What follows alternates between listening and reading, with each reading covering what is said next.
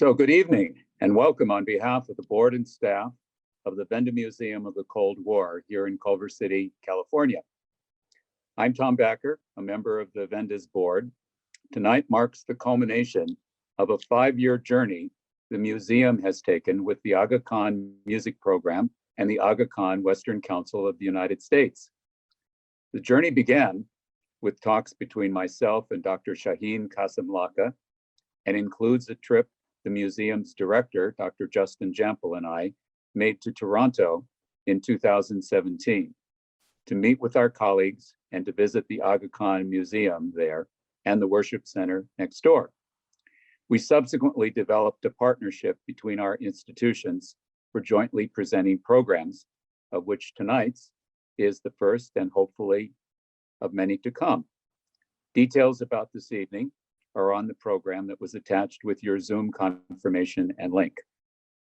I'll shortly turn over the evening to the Wende's chief curator, Dr. Yus Segal. But first, I would like to thank our partners on the Aga Khan side, particularly Saraya Ali, Karim Gawani, and Nazim Karim, who worked alongside us to make this evening possible.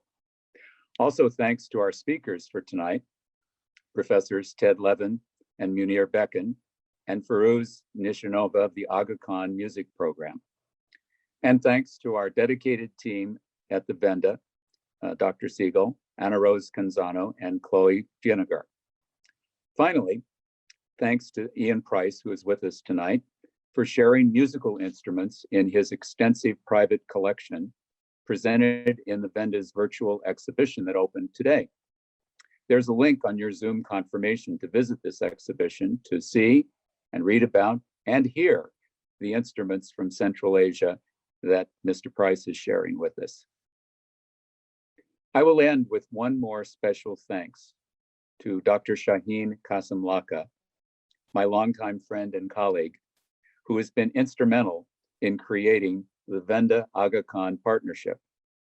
Shaheen's day job is Director of Strategic Partnerships for the Conrad Hilton Foundation, but she's also a lifelong volunteer for the Aga Khan's numerous charities, and she will welcome us on behalf of the Aga Khan Music Program and the Western Council of the United States. Shaheen, it's been a winding road to get to tonight. I'm happy to have been on that road with you, and I'm looking forward to the concert and discussion that will shortly follow. Thank you, and Shaheen, over to you. Thank you, Tom, for that really very warm introduction and kind words for myself and the Aga Khan Council. We're so delighted to have the opportunity this evening. And just to echo your sentiments, hopefully this is not the culmination of our long collaboration, but just the beginning of a long-term partnership. And a special thanks to you and Justin Jampel and the Wende Museum for making this international collaboration possible. Good evening to our esteemed audience. Thank you for joining us tonight for this exciting concert and discussion. I am honored to share a few remarks on behalf of the Aga Khan Council and the Ismaili community. While we are relative new arrivals in North America, the Ismailis are a diverse global community encompassing numerous cultures and languages. We have a 1400-year history and presence in more than 25 countries. We are united by a common faith and guided by our spiritual leader, His Highness the Aga Khan, who is fully committed to broadening intellectual horizons and fostering an appreciation of pluralism through the arts. For centuries, music and devotional literature have been an integral part of our traditions. Many Ismailis live in Central Asia, some of the regions under the former Soviet Union. And in speaking with Tom and Justin, we thought music would be a great way to introduce this part of the world to many who may not be familiar with its rich culture and history. You have a whole evening ahead to learn more about this, but allow me to quote His Highness the Aga Khan, who said, "Music traditionally served not only as entertainment, but as a way to reinforce social and moral values. And musicians provided models of exemplary leadership. Whether bringing listeners closer to God, sustaining cultural memory through epic tales, or strengthening the bonds of community through festivity and celebration, Musicians have been central to social life, end quote. At a time when strengthening the values of diversity and pluralism is a worldwide priority, music transcends language and can help connect communities. This is our hope for tonight's program, that it entertains as well as informs, and ultimately builds understanding and forges new bonds across our common humanity. Please enjoy the program. And now over to you, Seagull, Chief Curator at the Wende Museum. Thank you very much, Shaheen, for your beautiful words. And thank you, Tom. Wende from Wende Museum is a German word, and it means transformation or change. It is used to describe the events leading up to the fall of the Berlin Wall in 1989. But for us at the museum, it references all processes of change, including the political and cultural undercurrents that helped transform history.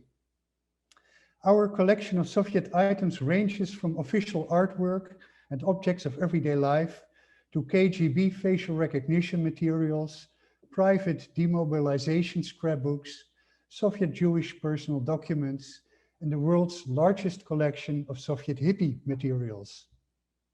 Last week, we had a panel discussion with 5 former Soviet rock musicians checking in from Moscow, as well as an interview with the Kazakh-American opera singer and performance artist Timur Bekbosunov about monumental art in Almaty and its many references to local myth, history, and culture in Kazakhstan. Official and unofficial, central and regional aspects of Soviet culture are very much part of our mission. Therefore, we are very excited to partner tonight with the Aga Khan Music Program and the Aga Khan Council of the Western United States for this special concert. History is never static. Authoritarian regimes may suppress creativity and try to keep culture and society in check, but the human spirit can never be absolutely controlled. Central Asian musical traditions are a case in point. Regional culture might have been dismissed as bourgeois decadent or tolerated as local folklore, but the torch was never extinguished, and what lingers under the surface can all of a sudden reappear with a vengeance once the opportunity arises. Today, we are celebrating a living tradition that offers joy, meaning, and inspiration, not only to people from a specific culture or region, but to people all over the world, and that obviously includes Culver City. Before we start with our musical fragments, we are going to set the stage with 2 introductory presentations by Farouz Nishanova, Director of the Aga Khan Music Program and Aga Khan Music Awards, and Ted Levin, ethnomusicologist and professor of music at Dartmouth College. You can find their short bios in the program. Farouz has her introduction pre-recorded, and Ted will join us live. But now over to Farouz for her introduction.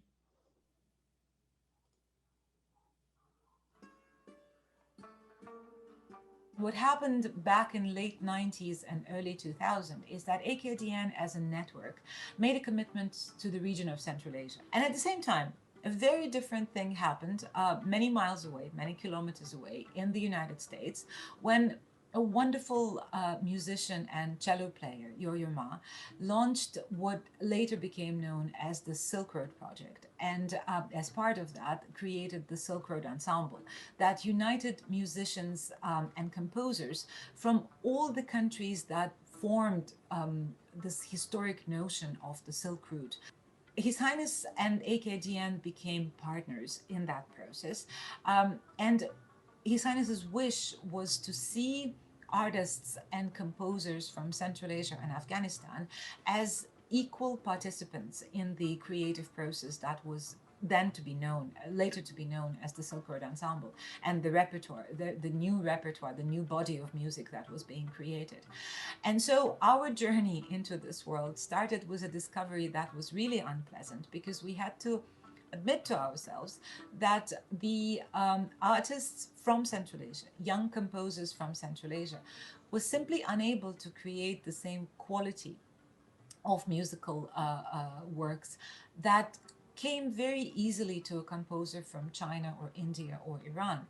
And the first question that I asked myself, that the experts asked ourselves, is why? And the reason became apparent once we started understanding what was the process for arts and music education, because there was a complete breakdown in the process of teaching the classical indigenous music of the region for a multitude of reasons.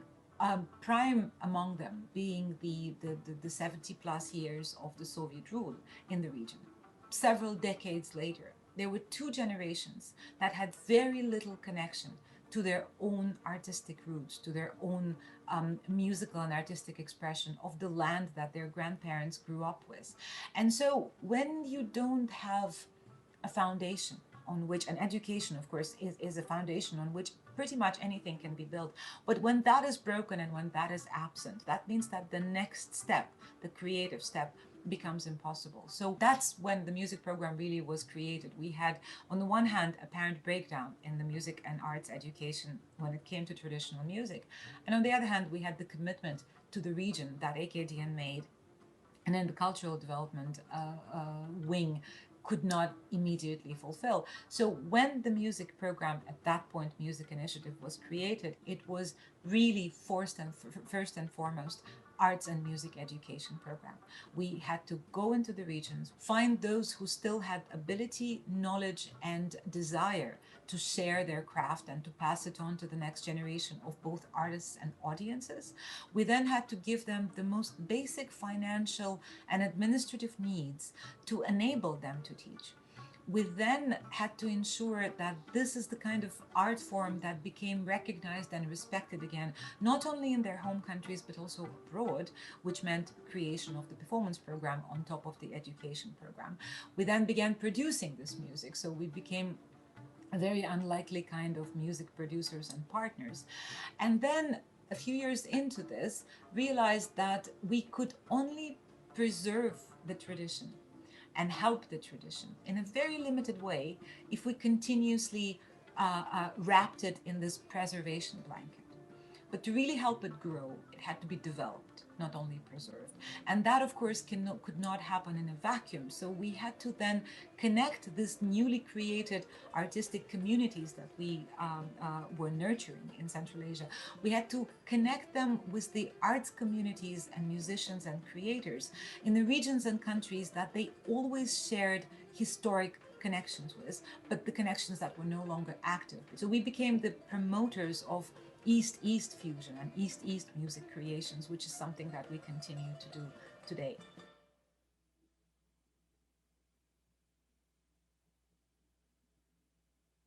Hello, everyone.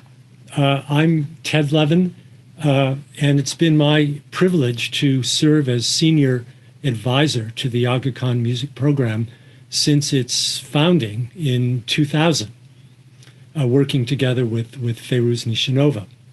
I studied music in Soviet Uzbekistan in the late 1970s, so I saw the Cold War up close from the other side.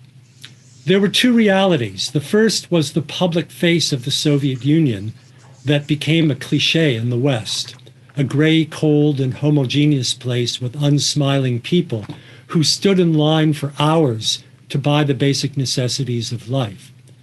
The second reality was the private lives of people that flourished thanks to the informal networks of mutual support that arose to fill the social and spiritual vacuum of what they called Soviet reality.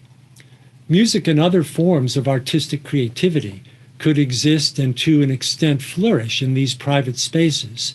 And thus, while the official face of musical traditions in Central Asia reflected Soviet cultural policies that favored the adoption of European and Russian musical forms and templates, strands of traditions survived, transmitted through informal networks outside the official music education system. These were the strands that the Aga Khan Music Program sought out when we began our work in Central Asia. The musical excerpts in the film you'll see in a moment represent some of these strands, which have been cultivated and developed by musicians we've sought out and whose work we've supported and presented. The first of these musicians that you'll see in the film is Sirajuddin Jurayev. He's an amazing stringed instrument player from northern Tajikistan who has become not only one of Tajikistan's leading performers, but also a highly original composer of what you could call neo-traditional music.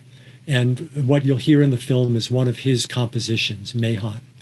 Sirajuddin is followed by a group. By the way, Sirajuddin is accompanied by another wonderful musician. He's from Uzbekistan, but he now lives in Sacramento, California, Abbas Qasimov. He's a percussionist, and he'll be playing the frame drum. Sirajuddin is followed by a group called Bardic Divas, which the Aga Khan Music Program put together, and which consists of 3 women from Kazakhstan and Uzbekistan who perform music that was once the exclusive province of men. Then there's Alim Qasimov from Azerbaijan, whom the New York Times music critic John Parelis called one of the greatest singers in the world, and justifiably so. Together with his daughter Fargana, Alim sings the Sufi-inspired classical Mugam music of Azerbaijan. At the end of the film, you'll see the Badakhshan Ensemble, a group from the Pamir Mountains of Tajikistan whose music has deep roots in the traditions of Ismaili spirituality that have existed in Badakhshan for 1,000 years. We also included short performance by a young group of musicians from Kyrgyzstan who are graduates of a music education program that the Aga Khan Music Program has supported there since 2003, called Center Ustad Shakert, which means master disciple. Excuse me. We've also included a couple of short videos that provide a social context for this music and show the work of the Aga Khan Music Program. The first of these videos features a project that we supported in Tajikistan for 13 years called Academy of Maqam, which trained a new generation of music leaders in that country. The second shows preparations for the Navruz holiday as it's celebrated in Samarkand, Uzbekistan, marking the arrival of spring on March 21st. And finally, a glimpse at a countrywide elementary school music education program that we support in Kyrgyzstan that helps Kyrgyz school children reclaim their cultural identity. I hope that you enjoy the film, which lasts 34 minutes.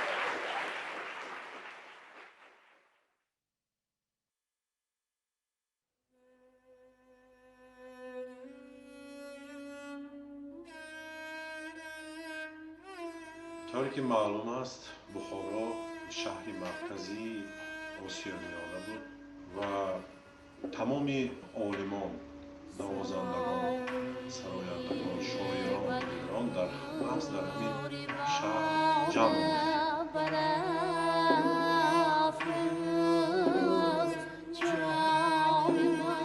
بخارا در نتیجه ایجادیات موسیقی هنری، ایجادیات بسته‌کاران، موسیقی ششمقام شکل یافته است. موسیقی مقام این برای اشرافیان بود. مثلا موسیقی فقط برای دربارانی که در خلق هم میخواند. مثلا موسیقی توی ها بودن. در هر مرکه ها البته قسمت پارچه خوانده میشده بود. مراسم توی ها است که همین مقام ها خوانده برای خلق معقول بود. و همین تو با دور زیبایی مقام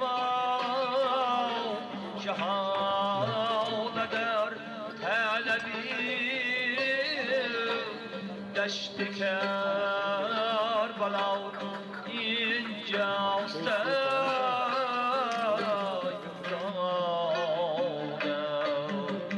یارم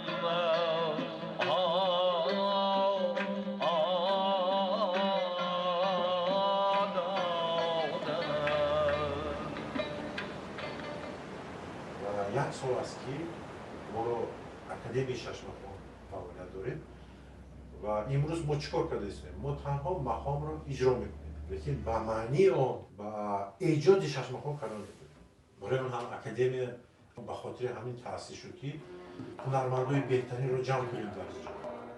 همه اساسهای ششمخان، اساسهای پرده ششمخان که در تمام است خوب نکنیم.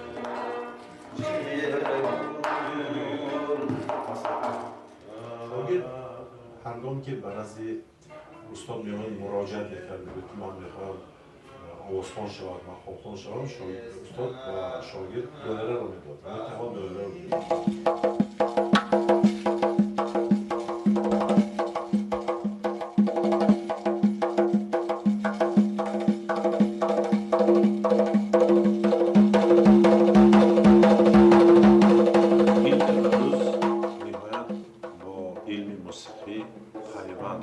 علم عروس امروز نهایت روی فهمیدن وزن نظم موسیقی خیلی ضرور است.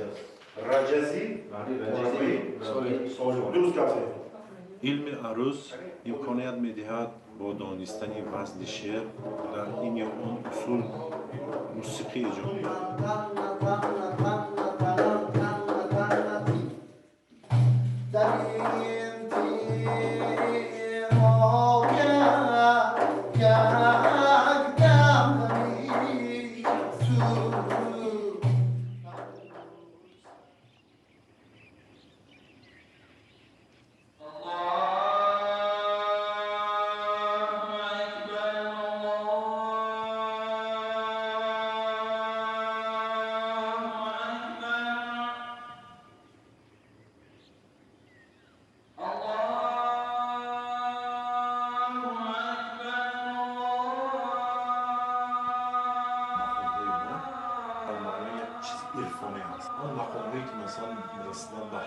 مثل در عرفان ما میبینیم چندین زینه‌هایی دارن که باید به حق رسند.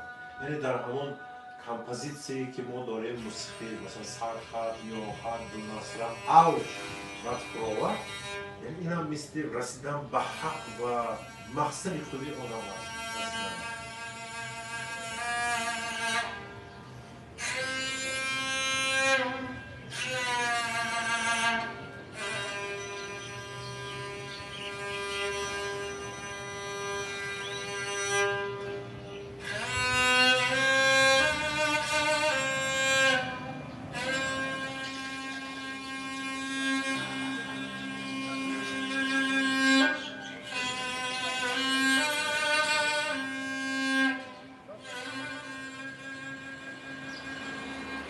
دو مقام رو با اسپرانتوی اکادمی آماده کردیم، مقام سیگا و مقام راست. در دوام 100 سال تقریبا است که مقام به طریق اصلی خیش سلسله همچون سیگا آماده شد.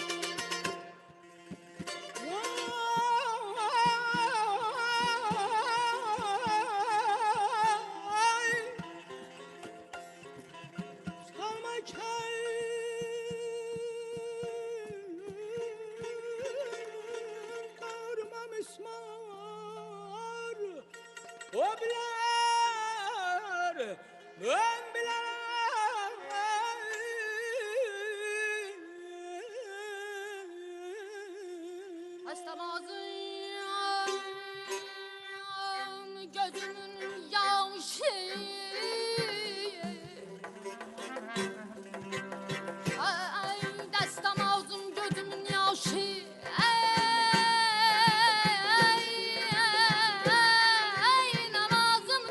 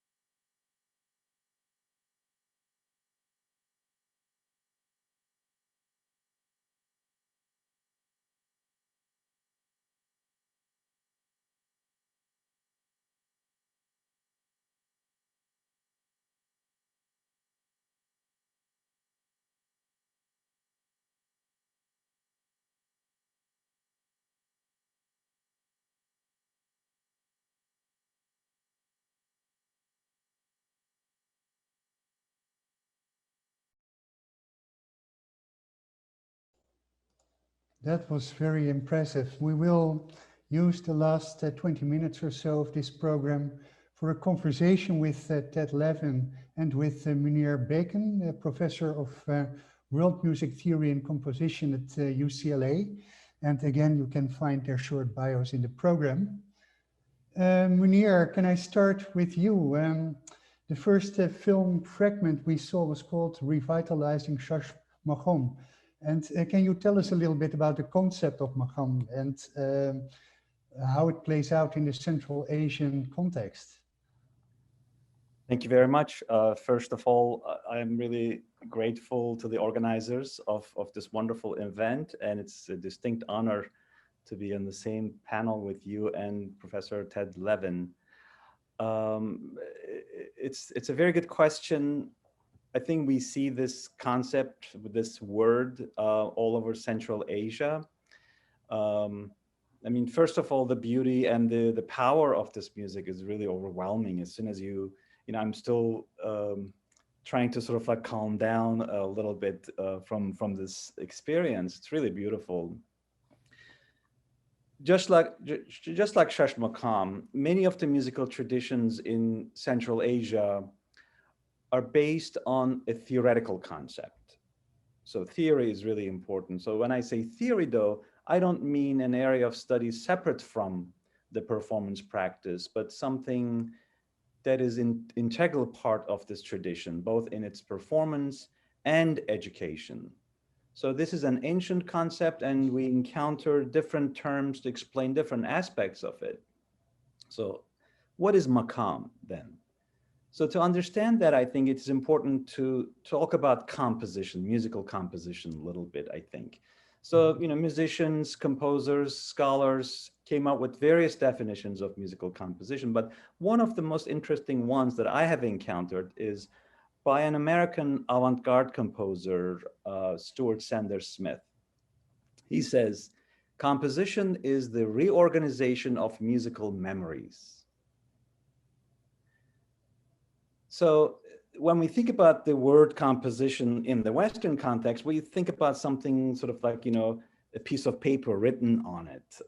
In some way it is fixed, but when I use the term composition, I'm talking about, yes, pre-composed pieces, maybe written, maybe in the collective memory, but I also include improvisation. So improvisation actually is not performed without any rules, right? So that the same rules actually govern the improvisations, except, you know, they are not written down or they are not fixed, but it's the same process of generating music.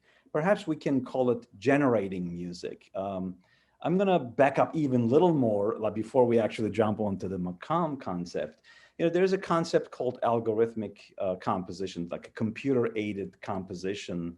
You know, I think David Cope and some of the other composers came up with, which is they actually feed or upload the rules of composition into various computer programs and software, and the computer comes up with a properly stylistic composition based on those rules. And so the computer actually composes music. And sometimes I play for my students and they are flabbergasted. They can, computer, you know, compose this, you know, what's going on? Are we losing the job? But so, you know, it's not new though. If you look at the concept of mode in the West, like, you know, when you think about, you know, Western music history, 16th century Italy, for example, you have, again, a set of rules to come up with music, right? You know, again, theory is really important. If you study modal counterpoint or strict counterpoint and write an original music based on those rules, your original music will sound like Palestrina, for example, like a 16th century Italian composer. Or if you use the rules of free counterpoint, your composition will sound like J.S. Bach, you know, if you obey all of the rules, right? So the question then becomes, what are the rules of music generating in Central Asia? Right? Then theory becomes really important, and that theory can be found in the maqam. You know, if there are a number of maqams telling you specific set of rules to follow by the musicians and improvisers, composers, and that's how it is. If you look at the history of music theory in the Middle East and Central Asia, they start with translating works by ancient Greek scholars like, you know, Pythagoras, Plato, Aristotle, you know, all these, you know, people. But, you know, one of the most important accomplishments, I guess, they established music as a field of study along with, you know, mathematics, philosophy, you know, astronomy. And if you look at those early treatises coming from the early centuries of the Islamic sort of like a history, what you see is the study of tuning systems, you know, melodic modes, the maqams, and the rhythmic modes. So the contemporary scholars, I think, are really important in this case today when we look at the maqam. You know, scholars like, you know, Harold Powers, Joseph Paholczyk, Margaret Caton, Bruno Nettle, Gültekin Oransay, Carl Signal, Jürgen Elsner, for example, his work with the International Council for Traditional Music Study Group on maqam, they really provide like pieces of a very complex puzzle about what maqam is. So I would say maqam, in the light of all these things that I hopefully sort of like, you know, set it up, maqam is a set of compositional rules by which, you know, a musician can generate music properly. Right. Thank you very much for this elaboration. And would you say that all the musical fragments we just heard are informed by maqam? I would say like some of them are more directly, I think, created by the rules of various sort of like, you know, maqam concepts. And some of them are maybe more intuitive than more systematic. Right. Okay, wonderful. Thank you. My Ted, pleasure. I have a question for you. Farouz already indicated in her introduction that the Soviet authorities and their impact on the rupture of musical traditions had a huge impact on these traditions. Can you elaborate a little bit on that? What was the impact of 70 years of Soviet rule for the kind of music we just heard? Well, the kind of music you just heard was actually the result of recovering from the impact of 70 years. Right. These were the musicians that we found. You know, I found a number of those myself. People I met when I was a student in the Tashkent Conservatory in the 1970s. We've stayed friends for 45 years. Others that I've met along the way. But what we helped them do, which you just witnessed, was really to reconstruct the spiritual roots of these traditions. This would never have been possible to have a concert like this in the Soviet Union, in the Soviet era. You wouldn't have had this kind of music being performed. It would have been completely suppressed, outlawed, prohibited. I see. You know? Yeah. So what was performed, as I said in my little introduction, there were really two realities. There was the official cultural life, which took place in these very splendid palaces of culture, houses of culture, as they called them in Russian. They put a lot of money into culture. You know, we could envy the budget that they spent in that country on culture. I wish we had that in our country, frankly.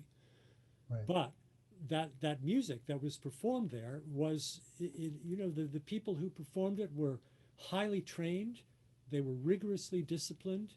They were outstanding performers, but they had lost the contact with the spiritual roots, the sacred nature, because maqam is not only, it is, as Professor Beken said, yes, it's very much based on the kind of theory he spoke about, but it's also based, it's very closely linked with Sufism. It's the expression of Sufi philosophy, and that's the part that was not allowed. So, you know, this kind of music was performed, but in a very arid way, by kind of official folk troops, smiling, choreographed, playing with precision, but frankly, without a lot of spirit. I see. And how did the Aga Khan Music Program help to revitalize that spiritual tradition? Well, I think our job was really to find musicians who were, I always have thought of them as sort of musical archaeologists. These were people who had the ambition themselves to go back to their roots, to go back to the origins of this music, as Abdulwali Abdurrashidov, the Shash Makam player in that little film, he said, Shash Makam hasn't been performed this way for 100 years. And what he meant was during the Soviet era, it wasn't performed that way. And so he, through his research and through his intuition, Munir spoke about intuition. That's very important. These people that we worked with had a kind of combination of intuition and skills, you know, talent to do this kind of digging, archaeology. Some of this music had really just gone extinct. You know, the instruments no longer existed. They had to rebuild them based on you know, photos or objects in museums. So it was a very painstaking process, you know, that we began in 2000 and that's still going on today. I see. Thank you. So Munir, you spoke about compositional rules, but also about the aspect of improvisation. I wonder, for the musical performers like the ones we just saw, how do they find the balance between rules and freedom in their music? That's an excellent question. When you think about these contexts, I think there's a balance between spirituality and you know, music making. There's a direct connection, and we see sort of similarities with other suite forms across the region and all the way to you know, northwest Africa, all the way to Morocco, and some scholars actually made comparisons between Central Asian traditions and, you know, faraway places. What we see actually is one of the most sort of like widespread concepts is this suite form. So what happens is that you know, when you look at the, you know, Uzbekistan and Tajikistan, places like that, you see the shash makam is performed as a suite. And the same way, you know, similar to Iran, sort of like, you know, where you have the dastgah system. And if you go all the way to Morocco, you will see the nuba or Turkey in fasil. And again, you know, among the Mevlevis, you have the ayin. You know, all of those things are, they provide a formal structure, you know, for these musics to be performed.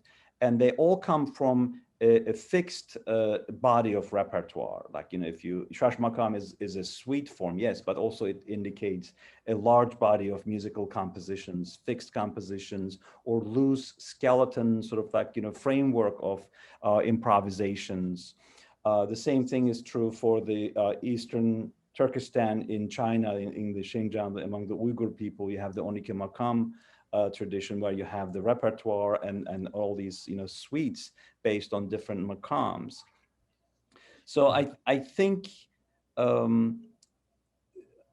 I want to also a little bit follow up what Professor Levin was talking about, is that, and I think what they were able to capture in these recordings that I could see is the virtuosity. And when I say virtuosity, I don't mean the speed and, you know, like the Western concept of maybe a false concept of virtuosity, but not just that, but also the accuracy according to these rules, but really complex, a rich set of rules, like rhythmic and intonational perfection, but also the repertoire, right? You know, repertoire of individual compositions, as well as maybe the repertoire of vocabulary of stylistic ornamentations, improvised ornamentations, and maybe other musical gestures.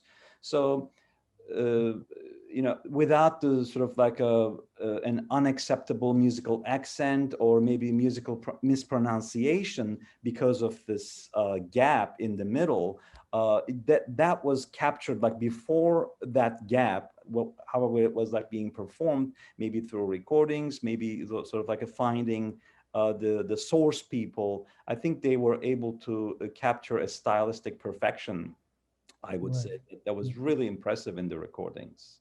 And would you say that the specific balance between rules and improvisation also differs by region? Oh, absolutely. Region also, maybe from performer to performer, maybe a school performance. I think, you know, there's a lot to do still to really, you know, work on these issues. Thank you. Yeah.